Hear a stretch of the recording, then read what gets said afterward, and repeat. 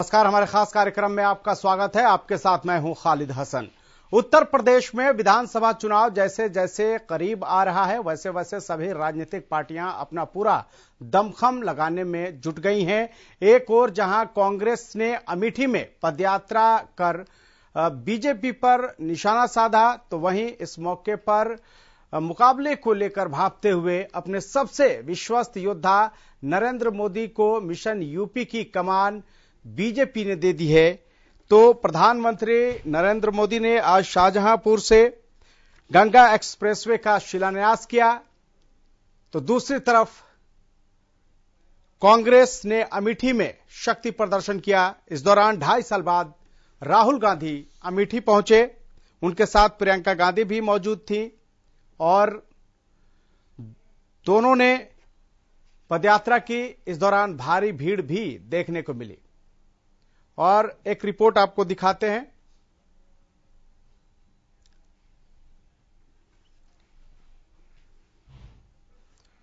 तो इसी पर एक खास रिपोर्ट पहले आपको दिखा देते हैं, उसके बाद हमारे साथ जो मेहमान जुड़ेंगे उस पर चर्चा करेंगे।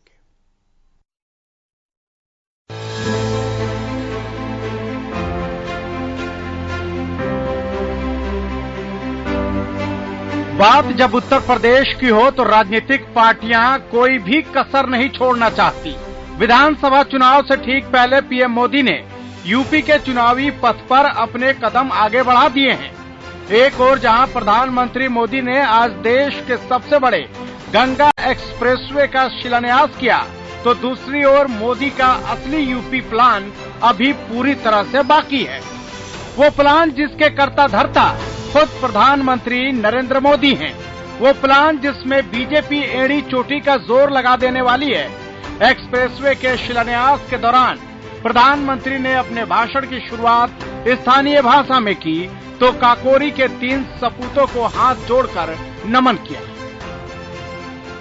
यूपी को जीतने का वो प्लान जिसमें बेहिसाब दांव चले जाएंगे, जिसमें विपक्ष पर अंधाधुंध आक्रमण होने वाले हैं, ऐसा आक्रमण जो विपक्ष को बेचैन करने के लिए काफी होगा। शाहजहांपुर में गंगा एक्सप्रेसवे का शिलान्यास करने के बाद प्रधानमंत्री ने जहां रैली को संबोधित किया, तो वहीं इस संबोधन के दौरान अपने दांव के तरकश से विपक्ष पर बयानों के कई तीर भी छोड़े। प्रधानमंत्री ने बिना किसी का नाम लिए निशाना साधते हुए यहां तक बोल दिया कि इतने बड़े यूपी को चलाने के लिए जिस दमखम और दमदारी की जरूरत है, उसे ये डबल इंजन की सरकार पूरी कर रही है। शाहजहांपुर में प्रधानमंत्री के रैली की वो 5 बड़ी बातें आपको ग्राफिक्स के जरिए बताने की कोशिश करते हैं, जो पहले की सरकारों और विपक्ष को बेचैन कर सकती है। प्रधानमंत्री के भाषण की 5 बड़ी बातें। योगी प्लस यूपी बहुत उपयोगी है। मोदी प्लस योगी भी यूपी के लिए उपयोगी हैं। पहले सड़क पर कट्टा लहराने वाले दिखते थे, अब उन पर बुलडोजर चलता है। अयोध्या, मथुरा, काशी का विकास और गंगा की सफाई विपक्ष को रास नहीं आ रही। कभी भी दंगे हो जाते थे, आग लग जाती थी, लेकिन अब हालात बदल गए हैं। तो उधर यूपी चुनाव को लेकर विपक्षी पार्टियों ने भी कमर कस ली है। एक और जहां सपा मुखिया अखिलेश यादव और चाचा शिवपाल के साथ होने की बात सामने आने लगी है, तो चुनाव से पहले कांग्रेस के नेताओं को भी अमेठी की याद आ गई है। कांग्रेस का गढ़ कहे जाने वाले अमेठी में राहुल गांधी और प्रियंका गांधी पदयात्रा के जरिए यूपी चुनाव को साधने की कोशिश में जुट गए हैं। कांग्रेस का कहना है कि यूपी में गांधी की उपस्थिति यूपी राज्य चुनाव के लिए उनके अभियान को बढ़ावा देगी। जहां पार्टी महिला सशक्तिकरण की योजना पर अकेले लड़ रही है, जिसके लिए कांग्रेस ने पहले ही 40% टिकट महिलाओं को देने का ऐलान कर दिया है। अब ऐसे में ये देखना बेहद ही दिलचस्प होगा कि नेताओं की ओर से जोर आजमाइश के बीच यूपी की जनता 2022 में किसे सरकार का ताज देना पसंद करेगी। Bureau report, Haryana news.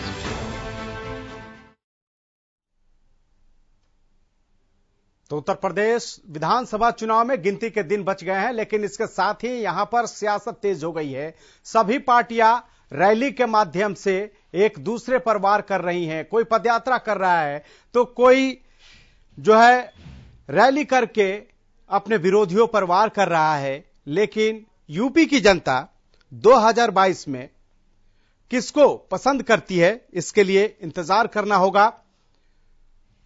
उम्मीद यह है कि जनवरी के फर्स्ट वीक में चुनाव आयोग यूपी में चुनाव कराने का ऐलान भी कर सकता है, लेकिन उससे पहले आचार संहिता लगने से पहले बीजेपी जो है, केंद्र की बीजेपी सरकार और प्रदेश की बीजेपी सरकार लोगों पर सौगातों की बारिश कर रही है। और इसी क्रम में आज प्रधानमंत्री नरेंद्र मोदी ने शाहजहांपुर में जाकर गंगा एक्सप्रेसवे का शिलान्यास किया। उन्होंने आधारशिला रखी।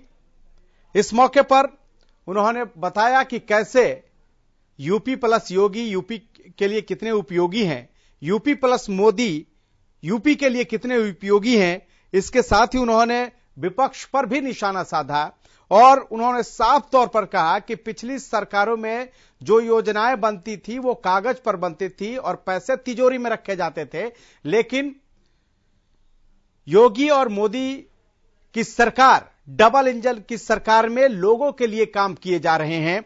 साथ ही उन्होंने बताया कि गंगा एक्सप्रेसवे के बनने के बाद कैसे यूपी में विकास को बढ़ावा मिलेगा। इसके अलावा अगर दूसरी तरफ देखें तो 2.5 साल बाद राहुल गांधी अमेठी में पहुंचे हैं। 2019 के लोकसभा चुनाव में वहां से हारने के बाद राहुल गांधी अमेठी पहुंचे। इस दौरान उनके साथ प्रियंका गांधी भी मौजूद रहीं।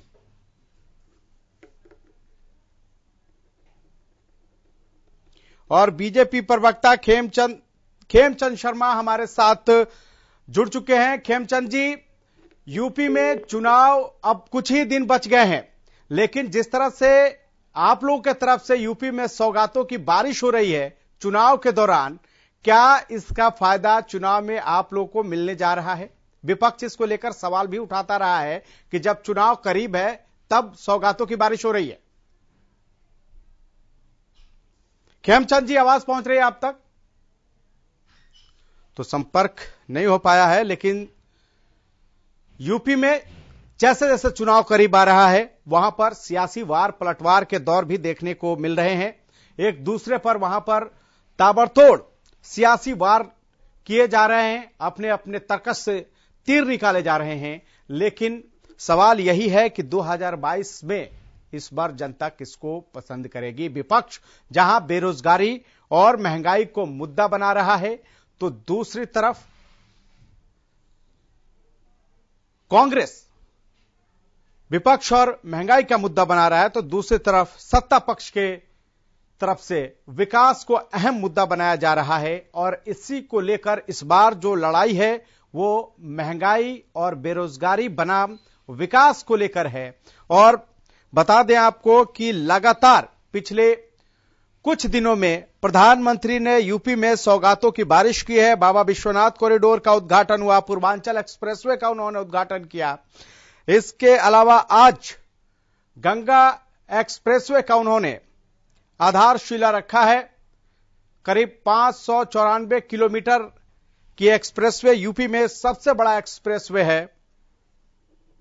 और चंद्रमोहन शर्मा कांग्रेस प्रवक्ता हमारे साथ जुड़ चुके हैं। चंद्रमोहन जी, 2.5 साल बाद राहुल गांधी को अमेठी की याद आई है, क्या चुनाव करीब है इसलिए?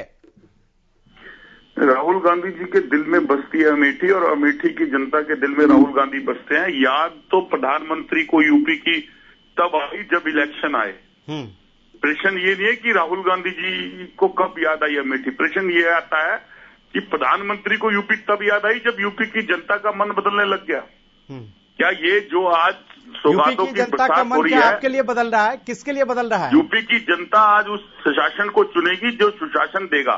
यूपी की जनता उसे नहीं चुनेगी जिसके अंदर रहते दलितों पे अत्याचार हो, महिलाओं के साथ उत्पीड़न हो, बेरोजगार सड़कों के ऊपर हो, किसान सड़कों के ऊपर हो। आज यूपी की जनता उसे नहीं चुनेगी जो गंगा के तट पे तैरती हुई लाशों के अंदर डुबकी मार के हर हर गंगे और जय शिव शंकर बोल दे। जय शिव शंकर हर गंगे तब भी बोलना चाहिए जब लाशें तैर रही थी गंगा के अंदर। तो विषय बहुत सारे हैं। सदियां गवाह है कि महंगाई और विकास देश को चाहिए और महंगाई आप लोगों को महंगाई की याद सिर्फ चुनाव के समय आते हैं क्या? मैं वही आपकी बात को पूरा कर देता हूं कि देखिए सदियों से महंगाई और विकास देश को चाहिए, लेकिन 2014 में दुर्भाग्य जो सरकार महंगाई डैन कह के आई और विकास की डोर जो लेके आई कि बढ़ाएंगे, आज पिछले 7 वर्षों में लगातार महंगाई डैन डायनासोर के रूप के अंदर भाजपा की बुआ बन के रह गई और देश के गरीब बुनकर और किसान और मिडिल क्लास की जेब खा गई। और विकास की बात तो आप चलिए छोड़ दीजिए, विकास तो कानपुर से चलता है और उसका एनकाउंटर मध्य प्रदेश में बाबा के दरबार पे हो जाता है और ठोकों की नीति के कारण गुंडा राज यूपी के अंदर आवंटित हो जाता है। तो आज जिसे यूपी की जनता ही पूछेगी भाजपा से और भाजपा के नेतृत्व से। ठीक है, खेमचंद शर्मा भी बीजेपी प्रवक्ता हमारे साथ जुड़ गए हैं। खेमचंद जी स्वागत है। लेकिन सवाल यह है कि अभी जिस तरह से कांग्रेस प्रवक्ता कह रहे थे चंद्रमोहन जी कि यूपी की जो जनता है उसका मन बदल रहा है, उनको लग रहा है कि इस बार जो जनता है वो कांग्रेस को वोट करेगी, क्या कहेंगे आप? देखिए यूपी में इस समय तेजी से हाईवे बन रहे हैं, चाहे वो गंगा एक्सप्रेसवे हो चाहे पूर्वांचल एक्सप्रेसवे हो। यूपी में तेजी से जो हमारे श्रम कार्ड बनाए गए हैं, जो हमारे श्रम बंधु हैं, भाई बहन हैं, उनका स्किल मैपिंग हो रही है, उनको ट्रेनिंग दी जा रही है, उनके घर के पास उनको काम दिया जा रहा है कंपलसरी रोजगार के तहत। और यूपी में किसानों को पीएम किसान के माध्यम से लगातार मदद की गई है, हर खेत में पानी पहुंचाने की व्यवस्था की जा रही है और किसानों को जो क्रेडिट कार्ड के माध्यम से उनको सस्ता लोन दिया जाता है और हेल्थ जो सॉइल हेल्थ है कार्ड उसके तहत जो किसानों को सजेस्ट किया जाता है, बार बार उनको सहायता दी जाती है कि आपको कौन सी फसल बोनी चाहिए जिससे आपको लाभ होगा। वहाँ पे जो युवा हैं, युवाओं को अधिक से अधिक अपॉर्चुनिटी मिले उसकी पूरी व्यवस्था की गई है। और अभी कल की रिपोर्ट है कि एचडीएफसी बैंक ने ही एमएसएमई सेक्टर को लगभग 15,000 करोड़ का जो है लोन सैंक्शन किया। 15,000 करोड़ का यदि लोन एमएसएमई मतलब छोटे उद्योग। लेकिन चंद्रमोहन जी तो कह रहे हैं कि बेरोजगारी और महंगाई अहम मुद्दा है, इस पर कुछ भी सरकार नहीं कर रही है। देखिए बेरोजगारी कांग्रेस के बीच में है, कांग्रेस की पार्टी में है, वो हम समझ सकते हैं और वो अपनी पार्टी के बारे में बात कर रहे हैं, जनता के बारे में बात नहीं कर रहे हैं। जनता खुश है, तेजी से योगी जी और मोदी जी की जो जोड़ी है, जो डबल इंजन की सरकार है, तेजी से काम कर रही है। हाँ, क्योंकि उत्तर प्रदेश में 25 सालों में पिछले 25 साल में जो भिन्न सरकारें रही, उन्होंने बहुत सारे गड्ढे खोदे, बहुत सारे आप कहेंगे परेशानियां पैदा करी और उसकी वजह से हमें समय लगा। लेकिन इस समय उत्तर प्रदेश उठ खड़ा हुआ है, उत्तर प्रदेश की तरफ तेजी से आगे बढ़ रहा है, हर सेक्टर में डेवलपमेंट हो रहा है, हर व्यक्ति को जो विकास है वो महसूस हो रहा है। अभी सभी को हमने ठीक है खेमचंद जी, नदीम हमारे साथ समाजवादी प्रवक्ता जुड़ चुके हैं सपा पार्टी से। नदीम जी ठीक है सर, एक मिनट काउंटर दे दीजिए। ठीक है, एक छोटा सा काउंटर दे। ठीक है चंद्रमोहन जी जल्दी से। देखिए बिल्कुल परिवर्तन हो रहा है, परिवर्तन इस बात से हो रहा है और परिवर्तन होने जा रहा है। मेरी बात शहादत दे दिए और इनको एक लगा कि हम कानून समझाने में रह गए। 7 लाख रोजगार देने थे और यूपी की जनता के अंदर बेरोजगारी की सीमा पार कर दी। 68,000 शिक्षकों की भर्ती होनी है बदलाव की ओर, जिससे विद्यार्थियों को शिक्षा मिलनी थी। वो शिक्षा के आज तक बेरोजगारी की बात करिए और अभी किसी दिन भी मुख्यमंत्री जी कह देंगे आपको कहने में संशय रह गया, हमसे कुछ गलती हो गई। ठीक है चंद्रमोहन जी। नदीम सपा प्रवक्ता हमारे साथ जुड़ गए हैं। नदीम स्वागत है आपका। देखिए मैंने अपने मित्र की बात सुनी। नदीम जी आवाज पहुंच रही है आप तक? बिल्कुल आवाज आ रही है। सवाल मेरा पहले सवाल तो सुन लीजिए सर। सवाल मेरा यह है कि एक तरफ कांग्रेस, दूसरी तरफ बीजेपी, दोनों तरफ से जीत के दावे हो रहे हैं और तीसरी तरफ आप भी कह रहे हैं कि 22 में बाइसिकल। क्या आपके दावे में कितना दम है? देखिए ये हम नहीं कह रहे, ये उत्तर प्रदेश की तमाम जनता कह रही है। नौजवान बेरोजगार किसान, आज जिस तरीके से उत्तर प्रदेश में किसान बदहाल है, किसानों को किस तरीके से कुचला गया, किसानों को धरने पे बैठने पर भी इंसाफ नहीं मिला। और पत्रकार बंधु ले लो आप, बेरोजगारी इतनी चरम पे है, नौजवान बेरोजगार हो गए और बदले में जुमले मिलते हैं। जिस तरीके से हमारे उत्तर प्रदेश के मुख्यमंत्री इस तरीके से बेरोजगारी और युवाओं को बेरोजगार कर रहे हैं, वो हम आपके सबके सामने हैं। और रही बात इनके विकास की, तो विकास की पोल खुल चुकी है। आज उत्तर प्रदेश की सभी जनता बदलाव चाहती है, उत्तर प्रदेश की सभी जनता बदलाव की ओर चल पड़ी है। और ये आपको दिख रहा होगा हमारे माननीय अखिलेश यादव जी की तमाम रथ यात्राओं में जिस तरीके से भारी समर्थन जनता का मिल रहा है। ये जनादेश, ये बदलाव का जनादेश है और जल्द 2022 में समाजवादी पार्टी का परचम लहराएगा और 22 में बाइसिकल हम आप सबको नजर आएगी। नदीम जी, आप और बीजेपी आमने सामने की लड़ाई लड़ने की बात कर रहे थे, लेकिन अब तो राहुल गांधी भी अमेठी से ताल ठोक रहे हैं। अमेठी में उन्होंने आज पदयात्रा की है।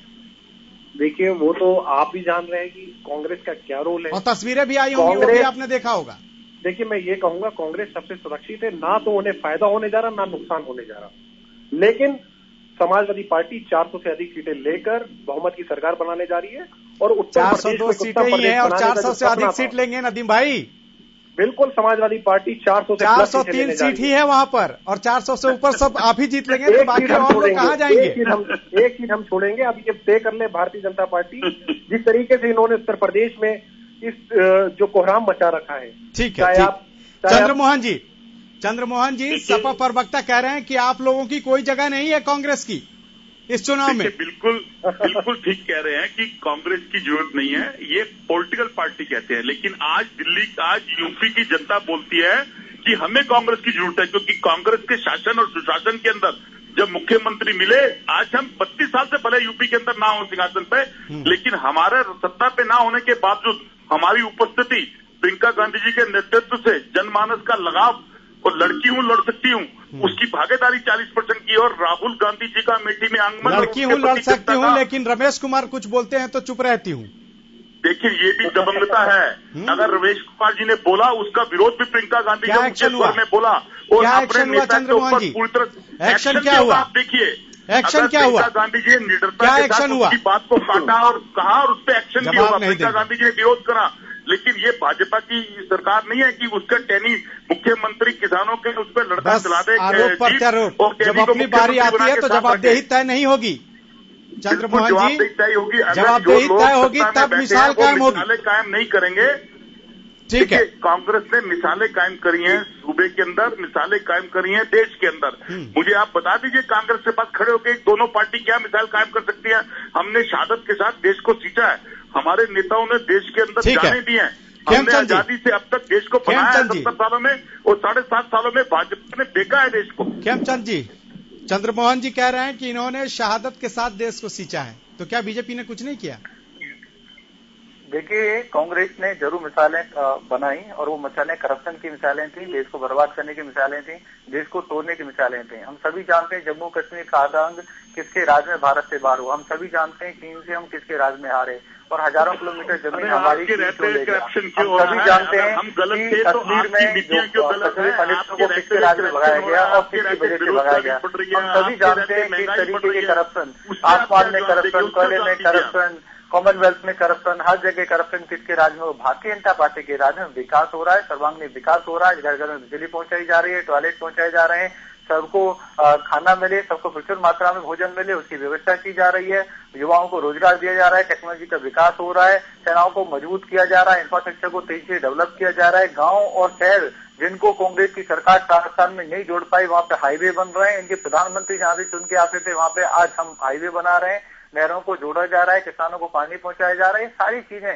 बहनों को मजबूत किया जा रहा है, इंडस्ट्री को बढ़ावा दिया जा रहा है, एमएसएमई को मजबूत किया जा रहा है। ये सारा उत्तर प्रदेश में और देश में मोदी और योगी जी के कारण हो रहा है, और किसानों को कुचला भी जा रहा है। कांग्रेस को दूर दूर तक वोट मिलने वाले नहीं है। समाजवादी पार्टी के जो सपने हैं, शेखर जी के जो सपने हैं, वो सपने रह जाएंगे। वो जो भूमाफिया गुंडों के साथ जो जीतना चाहते हैं, भूमाफिया और गुंडा राज को उत्तर प्रदेश पुनः नहीं चाहता, इसीलिए समाजवादी पार्टी का दूर जनता बदलने जा रही है। वो मुख्यमंत्री अपने बुलाते रहे, बनाते रहे, करते रहे, कुछ होने वाला नहीं है। योगी मोदी जी की जोड़ी है और ज्यादा दमदार तरीके से वापसी कर रही है, ये मैं आपको विश्वास दिला देता हूं। ठीक है नदीम जी, पीएम ने साफ कहा है कि अयोध्या, काशी और मथुरा के विकास से जो विपक्ष है उसकी बेचैनी बढ़ गई है, वो रास नहीं आ रहा है, ऐसा क्यों? देखिए, इन लोगों के पास और कोई मुद्दा नहीं है। ये किसानों की बात करेंगे नहीं, नौजवानों की बात करेंगे नहीं, महिलाओं की बात अगर विकास हो रहा है यूपी में नदीम जी, विकास हो रहा है तो उसका फायदा सबको होगा। बताइए कि गड्ढा मुक्त हो गया क्या? नौजवानों को रोजगार मिल गया? ऑन पेपर और होल्डिंग लगाने से रोजगार नहीं मिल जाता। किसानों को कुचलने के बाद माफी मांगने से क्या हमारे शहीद किसानों को शहादत, कितनी बड़ी शहादत थी। इस तरीके से कुचला गया किसानों को, हमारे देश के अन्नदाता को, जो आपको हमें 2 वक्त का अनाज देकर खाना नसीब करवाते हैं। देखिए, इनकी मंशा साफ है। जिस तरीके महिलाओं को अपमानित किया गया, आपने देखा होगा उसमें आपके पार्टी के शफीकुर रहमान बर्क और एसटी हसन भी थे। नहीं सुना क्या आपने उनका बयान? क्या कहा उन्होंने? क्या कहा उन्होंने? क्या कहा बताइए, आप ही बताइए ना। आपके मुंह से सुनना चाहूंगा। देखिए, भारतीय जनता पार्टी की मंशा सबके सामने आवारगी जैसे शब्दों का इस्तेमाल किया। शफीकुर रहमान बर्क जैसे संभल से सांसद है और एसटी हसन मुरादाबाद से सांसद है। महिलाओं की चीर आप लोग एक तरफ तो बात करते हैं महिलाओं के सशक्तिकरण की और ऐसे ऐसे शब्दों का इस्तेमाल आपके नेता करते हैं। आप लोगों ने कोई कार्रवाई की क्या? किसानों पे जिस तरीके से धार चढ़ गई, हमारे मुख्यमंत्री चुप रहे। अपराधी अभी भी फरार है। इसकी षड्यंत्र जिसने रचा वो अभी भी मंच पे मुख्यमंत्री जी के साथ, प्रधानमंत्री जी के साथ खड़े होते हैं बीच में। किसने षड्यंत्र रचा इसका? ठीक है। इस तरीके से भारतीय जनता पार्टी की मंशा साफ है। ये व्यापारियों की पार्टी है और किसानों को जिस तरीके से बदहाल किया जा रहा है, किसानों को लगातार इतना बड़ा धरना प्रदर्शन करने के बाद भी अगर न्याय नहीं मिले तो हमारी आपकी ठीक है क्या होगा? खेमचंद शर्मा जी, विपक्ष आपको किसानों के मुद्दे पे छोड़ेगा नहीं। चाहे एक तरफ भले ही आपने कानून वापस ले लिया हो, लेकिन अगर लखीमपुर खीरी कांड की बात करें उस पर भी आपको घेर रहा है और इस्तीफे को लेकर संसद में संग्राम हो ही रही है केंद्रीय गृह राज्य मंत्री की। देखिए, ये रियलिटी में नहीं है, जमीन पे नहीं है। किसान मोदी और योगी जी की जोड़ी से खुश है। पीएम किसान के माध्यम से हमने 1,60,000 करोड़ के आसपास हम लोगों ने किसानों को सीधा सीधा मदद दी है। हर खेत को पानी पहुंचाया जा रहा है। आज प्रचुर मात्रा में यूरिया मिलता है, डीएपी मिल रहा है। आज किसान को बिना किसी की सिफारिश के या बिना किसी को रिश्वत दिए आज प्रचुर मात्रा में लोन मिल रहा है, सस्ता लोन मिल रहा है, बैंकों से लोन मिल रहा है। किसान जानता है ये सब कौन कर रहा है। ये मोदी जी कर रहे हैं। उनकी फसल उचित रेट पे बिक रही है। किसान मोदी और योगी जी से खुश है। ये लोग धरातल पे रहते नहीं, ये हवाबाई करते हैं, ये भूमाफिया है। ये लोग वो काम करते हैं, किसानों की जमीन को छीनने का काम करते हैं, गुंडागर्दी का काम करते हैं। इनको लगता है कि इनके बैठे बैठे किसान वहां पे आप गांव में जाओगे, मैं खुद गांव से आता हूँ, बरसाना से आता हूँ, मथुरा से, जो यूपी का एक गढ़ है, और किसान वहां आप जाओगे कि जिस गांव में भी जाओगे वो योगी मोदी जी की बड़ाई करता है। वो कहता है कि योगी मोदी जी की जोड़ी हिट है और योगी जी पुनः सीएम बनने चाहिए और उसके लिए हम पूरा दम लगा देंगे। नदीम। हाँ जी, नहीं मैं देता हूं जवाब इसका। गाँव में क्या चर्चा है सबके सामने है। गांव में जिस तरीके से ग्रामीण खेमचंद जी भी हैं इसके बाद। हर इंसान बदलाव चाहता है। चाहे गांव की बात करिए आप, चाहे जिलों की बात करिए, हर आदमी खाली उम्मीद से अखिलेश यादव जी की ओर देख रहा है।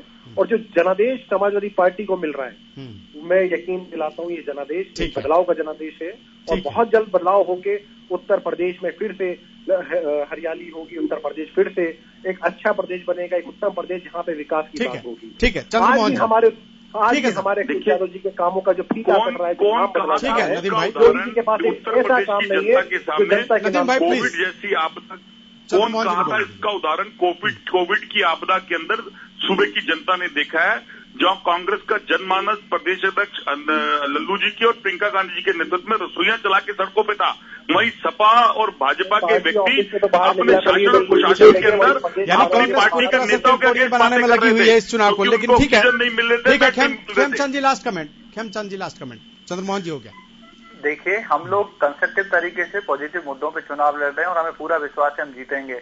हम लोगों ने अपनी संस्कृति का भी उत्थान किया है, किसानों का भी उत्थान किया है, युवाओं के लिए काम किया है, गरीबों के लिए काम किया है, पिछड़ों के लिए काम किया है, ओबीसी के लिए काम किया है। हर वर्ग को हम छू रहे हैं, हर वर्ग को हम विकसित कर रहे हैं, किसी को छोड़ नहीं रहे। हम एक जाति और एक धर्म की राजनीति नहीं करते, हम संस्कृत राजनीति नहीं करते। हम जो है एक उत्तर प्रदेश को उत्तम प्रदेश बनाने के लिए काम कर रहे हैं और रोड मैप के माध्यम से काम कर रहे हैं और लोगों को लग रहा है और लोग चाहते हैं कि ये डेवलपमेंट इसी तरीके से आगे बढ़ता रहे। इसलिए उन्हें ये लगता है कि जो वर्तमान सरकार है वो वापस आनी चाहिए और उसके लिए पुरजोर तरीके से हमारा सभी के हमारे साथ जुड़े। खेमचंद जी, इसके लिए आप सभी का बहुत बहुत धन्यवाद।